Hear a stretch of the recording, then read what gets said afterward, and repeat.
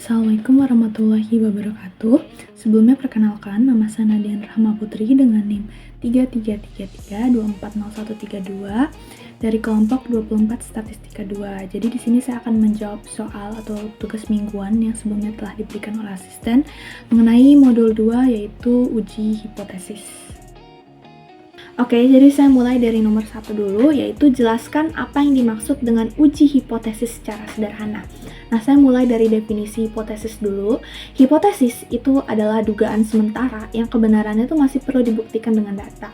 Sedangkan kalau misalnya definisi dari uji hipotesis itu sendiri adalah metode untuk menguji dugaan tersebut menggunakan data dan perhitungan statistik. Jadi kita bisa nentuin apakah dugaan tersebut itu diterima atau ditolak secara ilmiah. Nah, dalam uji hipotesis itu biasanya ada dua pernyataan, yaitu hipotesis nol sebagai dugaan awal dan juga hipotesis alternatif sebagai tandingan si dugaan awal tersebut. Nah, proses uji hipotesis ini dilakukan dengan membandingkan hasil perhitungan dengan nilai kritis atau tingkat signifikansi. Jadi, keputusan yang diambil bersifat objektif dan tidak berdasarkan perkiraan semata. Itu definisi dari uji hipotesis. Kemudian, soal yang kedua itu, sebutkan dan jelaskan langkah-langkah dalam melakukan pengujian hipotesis. Jadi ada beberapa langkah-langkah dalam melakukan pengujian hipotesis. Ada 4. Yang pertama adalah kita akan merumuskan hipotesis H0 dan H1-nya. Jadi, kita akan menentukan hipotesis 0 sebagai dugaan awal dan hipotesis alternatifnya sebagai tandingan. Nah, H0 itu biasanya menyatakan tidak ada perbedaan atau pengaruh, sedangkan H1 itu menyatakan adanya perbedaan atau pengaruh yang ingin dibuktikan. Nah, untuk pengujian hipotesis, dia ada dua. Ada pengujian hipotesis terhadap satu populasi dan terhadap dua populasi. Kalau misalnya terhadap satu populasi, itu biasanya hipotesis 0 menyatakan bahwa rata-rata populasi itu sama dengan alfanya atau tingkat signifikansinya, nilai tertentu yang diuji. Nah, kalau misalnya terhadap dua populasi, itu hipotesis menyatakan bahwa rata-rata populasi pertama itu sama dengan rata-rata populasi kedua.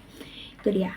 Nah, kemudian untuk langkah kedua atau langkah selanjutnya, itu menentukan tingkat signifikansinya atau alfanya.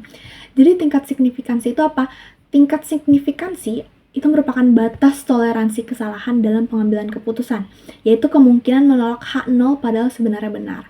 Jadi, kalau misalnya nilai tingkat signifikansi yang umum digunakan itu biasanya 0,05 atau 0,01, tapi tergantung juga. Jadi, nilai ini tuh ditentukan sebelum pengujian dilakukan. Itu langkah kedua.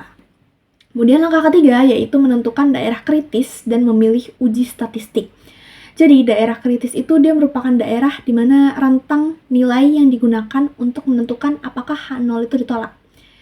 Jadi, kalau misalnya nilai statistik ujinya berada dalam daerah ini, maka H0 itu pasti ditolak. Nah, pada tahap ini juga bakal dipilih metode uji statistik yang sesuai, apakah dia uji Z, uji T, atau uji F, berdasarkan jenis data dan asumsi yang digunakan.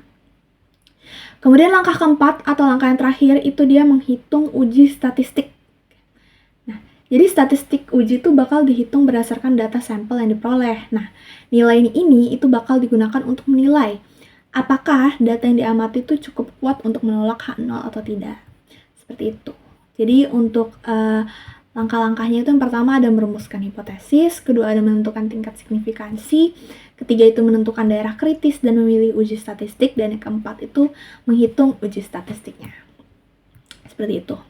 Kemudian soal yang ketiga yaitu jelaskan perbedaan antara left tail test, right tail test, dan two tail test.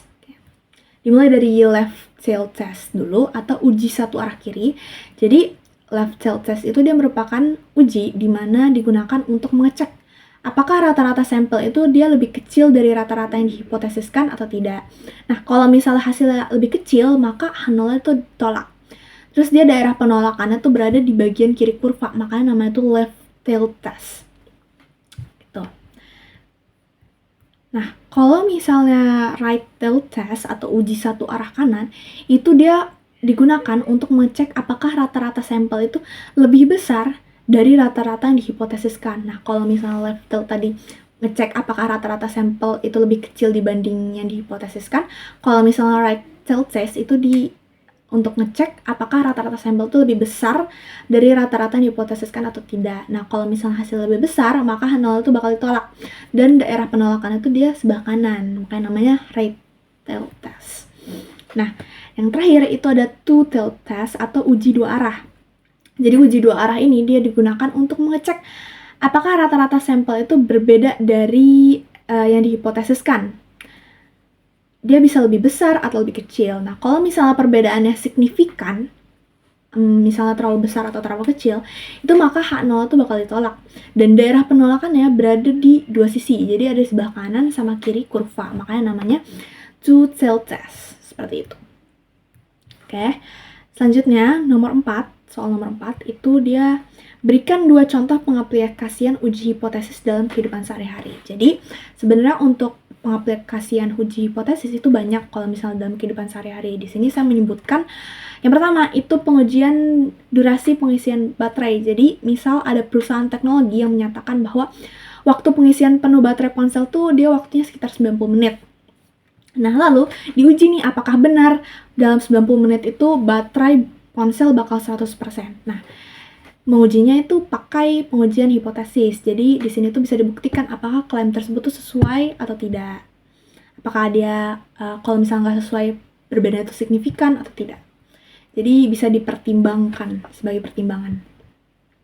Sedangkan contoh selain pengujian durasi pengisian baterai tadi, itu ada pengujian tingkat kepuasan pelanggan. Jadi misal nih ada layanan transportasi ingin mengetahui apakah tingkat kepuasan pelanggan mereka tuh udah mencapai standar tertentu atau belum. Misalnya mereka menetapkan standar di 80%. Nah, sudah mencapai 80% atau belum.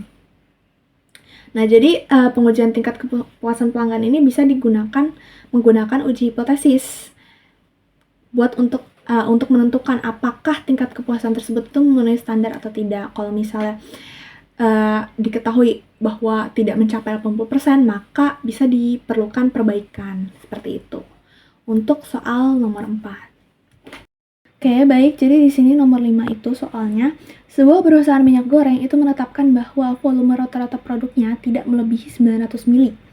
Nah, pengujian dilakukan dengan tingkat signifikansinya 5% atau sekitar 0,05 dan ukuran sampelnya itu 25 botol. Diasumsikan bahwa volume rata-rata sebenarnya adalah 930 mili dengan standar deviasinya 50 mili. Nah, hitunglah probabilitas terjadinya kesalahan tipe 2. Jadi di sini itu soalnya mengenai Rachel, oke. Nah, jadi untuk soal nomor 5 itu saya bakal menjawabnya menggunakan RStudio.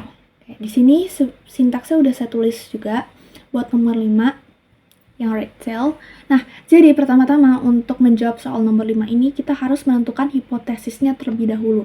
Jadi di sini saya sudah menentukan hipotesisnya, di mana yang pertama tuh hipotesis awal atau dugaan awal tuh rata-rata volume minyak goreng tidak melebihi 900 mili, sedangkan hipotesis alternatifnya rata-rata volume minyak goreng itu melebihi 900 mili. Ini bisa saya run aja biar kebaca di sini. Oke, selanjutnya setelah menentukan hipotesis, itu kita akan menginput data yang telah diketahui. Di sini ada sampelnya, jadi sampelnya tuh 25 botol kan di sini. Terus ada hipotesis awalnya itu 900 mili. Produknya kan tidak melebihi 900 mili. Nah, sedangkan di sini ada rata-rata sampelnya itu ada di 930 mili. Kan dia rata-rata sebenarnya. Terus ada tingkat ada standar deviasinya. Standar deviasinya atau sigmanya itu ada di angka 50 mili seperti itu.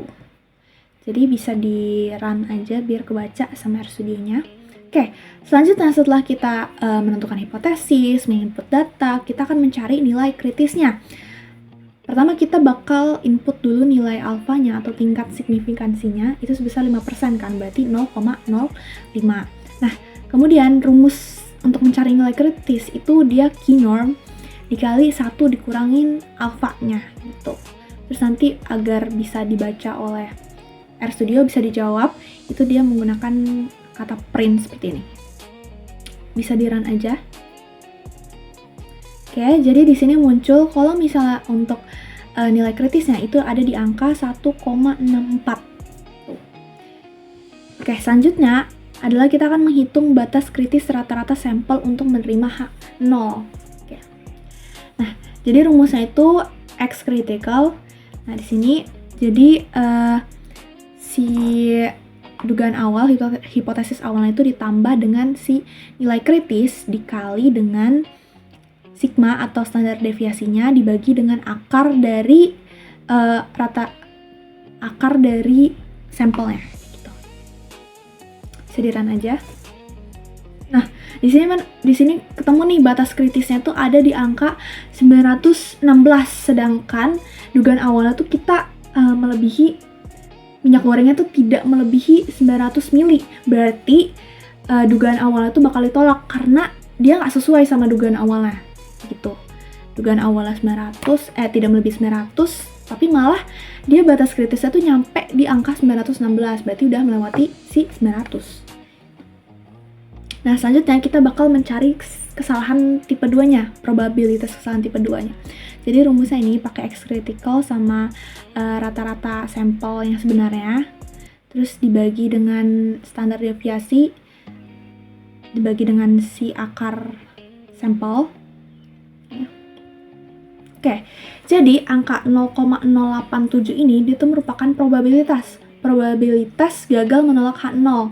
Padahal H1-nya benar. Jadi ini dia merupakan probabilitas terjadinya kesalahan tipe 2. Itu ada di angka 0,08768. Kurang lebih seperti itu untuk jawaban dari soal nomor 5. Terima kasih.